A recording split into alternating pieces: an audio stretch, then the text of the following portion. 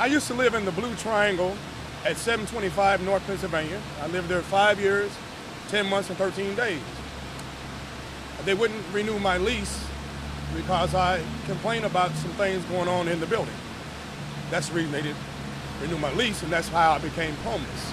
I was homeless for 5.5 years of my life. When I came to an age of maybe in my teen years, I chose to go down a different path of drinking and just not doing things that kids would normally do. In '98, I got incarcerated, and I don't know, I just turned my life over to God as I understood Him. And that was the first time in my life as an adult that I did that, and that was a big change for me. I quit drinking, I got married, bought a house, got a job in the trade, and was living life like life was supposed to be lived, I believe, focusing on God and caring about others and not being so selfish. And then one day I took my eyes off God, which I believe is what happened, and I chose to live life self-reliant, selfishly again, and which it ended me up here on the streets. I don't want to be homeless no more. It's hard, it's rough, it's tough. What can you do? Keep saying your prayers, keep trying to better yourself. It's hard laying out on these streets. It really is. A lot of people used to treat people like me real nice out on the street. Well, I don't know what happened to them. They don't have a heart no more. I got to a place where, I was hopeless and helpless, and I was living on the street. I stayed right over here by the Symphony, stayed under that Bank One building. I mean, life was pretty harsh, but I had adapted to it just by being in the environment, you know what I mean? And it was, I didn't know where to look, or when you're in that state, when I was personally, it was like there was no hope, that I should just roll over and die.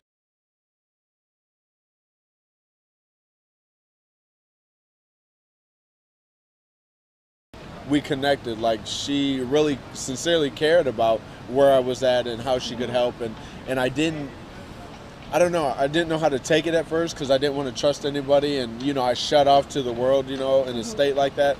But with her, I was able to open up and tell my story, and she didn't treat me any different. She treated me with kindness and love, which is something that I didn't want any part of. Real has given me clothes, pants, shirts. She's given me food, water, and I appreciate that they come down here on Wednesdays and Sundays. I appreciate it. I thank them.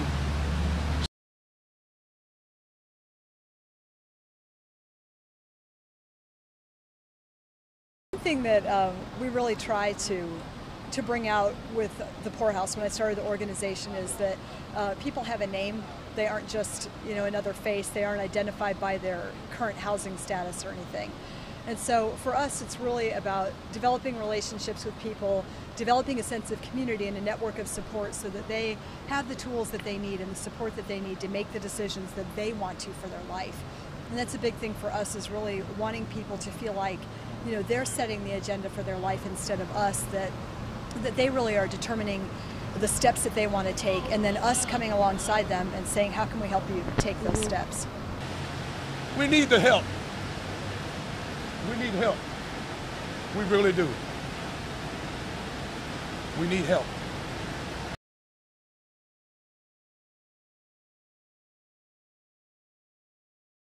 We are constantly in need of clothing, men's clothing, blankets, the just day in and day out type of things, hygiene items, Indigo bus passes so that men can go out and search for jobs are really kind of a hot commodity that are really difficult to come by. So that's something that we definitely need very often.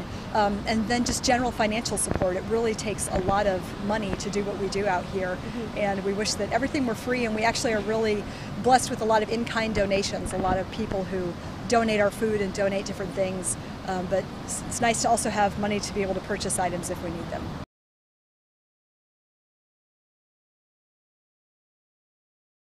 These are amazing people out here, and a lot of times we hear you're only a paycheck away, from being in this situation yourself, but it's really true. I think that the public's perception of what a person who's homeless is like, or in a homeless situation is like, is that they, it's just nothing but addiction issues and stuff, or they have no education, or they really don't desire for their life to change. But we have former attorneys out here, CPAs, physicians, college basketball players, people with educations from excellent universities and stuff, and just life situations can happen to people, and they don't have a safety net, and that could be any one of us. And so we really just desire for people to take a second look at maybe what their views are of people who are in a homeless situation, and see and just challenge those perceptions and see if they're based on truth or just on prejudice, or maybe what their previous notions were of people. So that's our desire, is for people to be seen as people and not as homeless, because of their housing situation. Most of them just came up to me and said, "Hey, homeless, come here." I said, "What? Come here, homeless." Hey, I'd say, "My name's not homeless, my name's Jerry." "Well, you're homeless." "Well, yeah, I might be homeless, but I have a name. My name is Jerry." So now they call me Jerry or Santa Claus.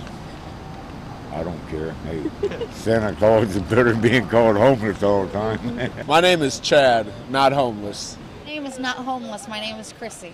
My name is not homeless. My name is Derek Luckett.